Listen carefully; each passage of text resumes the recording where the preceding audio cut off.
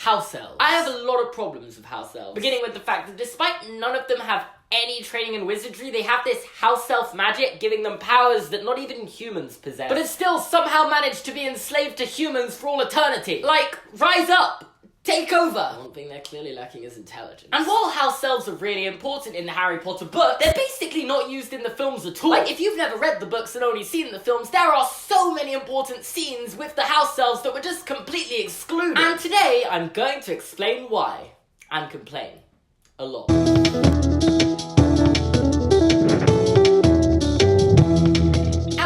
How are you doing? Okay, so let's get this out the way. How on earth did the Kreacher Regulus Black Locket scene in the cave not make the Deathly Hallows Part 1 when there was time for 2 minutes of Harry and Hermione dancing in that film? How are they just gonna cut Winky out the films like that? Like, I hope you agree with me when I say Winky was pretty important when it comes down to the whole Barty Crouch Jr. plotline. And she was also the main reason why Hermione created Spew. And on the topic of Spew, they cut that out of the films too! That was an atrocity! I'm not one to use the word atrocity lightly. Okay, rant over. For now. There's still a lot of things to complain about. Because while the lack of house elves in the films has never been discussed in too much detail, I don't think it takes a rocket scientist to work out why. Like, just firstly, by the end of the series, the books were too long to fit every single detail into the film. Just talking with respect to my copies of the books, The Philosopher's Stone is 223 pages long, and The Chamber of Secrets is 251 pages long. And for the most part, these two films stuck to the books pretty well, and didn't make too many drastic changes. Except for cutting Peeves out! I'll save my complaints about that for another video. I'll save my complaints about that for another. It's really when they start getting to the Goblet of Fire, which is 636 pages long, and the Order of the Phoenix, which is 766 pages long, they start getting significantly longer. And they're treating all of these books as if they're the exact same length and trying to fit them into a standard 2-hour length movie. So by the later films, they had to start cutting out some significant events, which mostly included House Elves, which I guess means it was reasonable to cut out Spew and maybe Winky's bit. They're not that important. I'm not happy about it, but I guess it's reasonable. But the Deathly Hallows, which was 607 pages long, was split into 2 movies totaling to be 4.5 hours long, and they still didn't have time for the Kreacher flashback scene. I feel like this is a perfect example of the creators of the film putting romance over plot. From my interpretation of it, Harry Potter isn't a romantic story. I've been asked multiple times by you guys who watch my videos who I thought Harry was gonna end up with when I first read the series, and every time my response was I simply didn't care, because I personally was much more involved about whether and how Harry was going to defeat Voldemort, because, you know, that was the main story. I didn't really waste too much time wondering if he was going to end up with Hermione, Ginny, or Cho.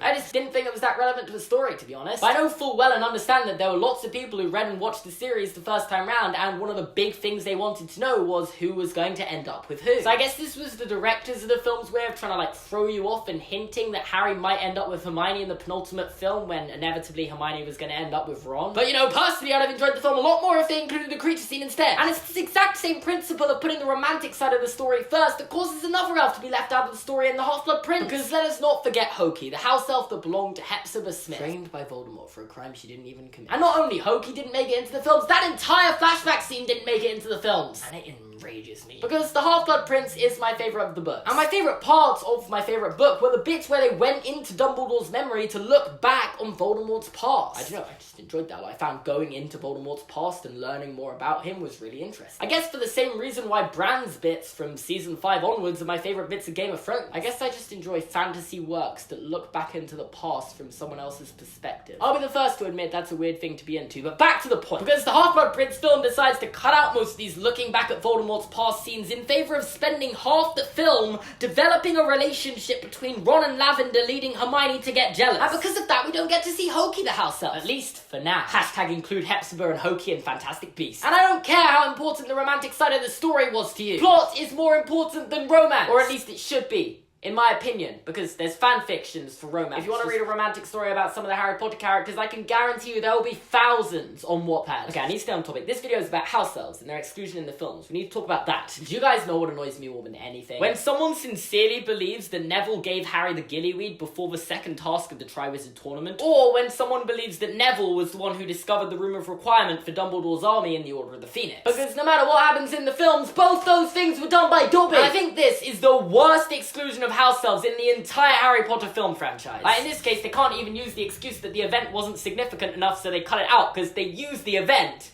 They just cut the elf out. It's like the creators of the film went up to Dobby and were like, yeah, your scenes are really important in this film, but we don't want you to do them, so we got Neville to do them instead. And this is why we need a society for the promotion of elfish welfare. And this brings to our attention the second reason elves were excluded in the Harry Potter films. House elves are really hard to CGI. If we look at this from the perspective of the director, how much easier is it to film Neville giving Harry the gillyweed, or Neville discovering the Room of Requirement, rather than using Dobby and having to animate him into every single frame? Significantly, it would be significantly easier to use Neville. I'm not saying I'm happy with it, but to be fair to them, it does save a lot of time. Like, I never thought having to CGI a couple house elves would be a problem for the Harry Potter effects team, considering how many other magical creatures they have to animate, like goblins. Like, how many of them were in the first movie? But house elves are different to every other magical creature we see in the series. House elves move a lot. And the more a CGI character moves, the harder they are to animate and render. And supposedly, after having so much trouble creating Dobby for the Chamber of Secrets, they decided to really limit themselves on how many house elves they'd make in the future film. Which is a huge reason why the house elves were so underused. According to Douglas Smith, ILM's Associate Visual Effects Supervisor, the hardest scene to make in the entire film was when Dobby appeared in Harry's bedroom at the start. Because he said it was very difficult to create an interaction between Dobby and the environment. Let me explain. Dobby wasn't actually in the room with Harry, and his character had to be animated in, obviously. Meaning when Dobby jumps on the bed, they have to animate accurate indentations on the bed, distributing his weight evenly and all that physics whatnot that I don't really want to go into. The shadows on the wall all had to be animated in accurately, dependent on how he moves around the room and where the lights were placed. And that's just the start of it. Can you imagine how hard it was to animate him hitting himself with the lamp? Well, I don't really want to, because apparently that was the hardest bit. They had to perfectly animate it to do with how the lighting in the room would have been affected if someone was actually hitting themselves with a lamp, and as you can guess, this was ridiculously difficult to make, making this scene a pain to the creators of the film. Such a pain that they basically didn't want to animate house elves into the films after this. And in addition to this, having wrinkled skin proved challenging, both in terms of how it moved and how it was rendered, and I don't really want to talk about Pixar in a Harry Potter video, but they rendered it using Pixar's RenderMan, which is a proprietary photorealistic 3D rendering software produced by Pixar Animation Studios. And maybe some of those words made sense to you, because it may as well have been a foreign language to me. But long story short, house elves cost a lot to make. They took a lot of time to make, and that led to their absence in the film. The creators must have just decided it wasn't worth the time or money to produce them. And when some of the scenes were so easily removed, either by getting a human character to do it instead or just removing the scene altogether, why not? And the creative team at Warner Brothers must have just decided it wasn't worth overusing the house elves. So they decided to completely underuse them instead. Because quite frankly, no matter how hard it was to CGI that scene with Regulus Black and Kreacher in the cave, or how much it cost, there is no excuse for leaving it out of the film. So just a note to the people who are remaking Harry Potter in however many years' time, because let's be real, it's gonna be remade. Either they're gonna remake the films or they're gonna make a television series out of it. Make sure there are more house elves this time! And that is all for wait, no, it's not. I've got an announcement. Don't go anywhere. One sec. For the next,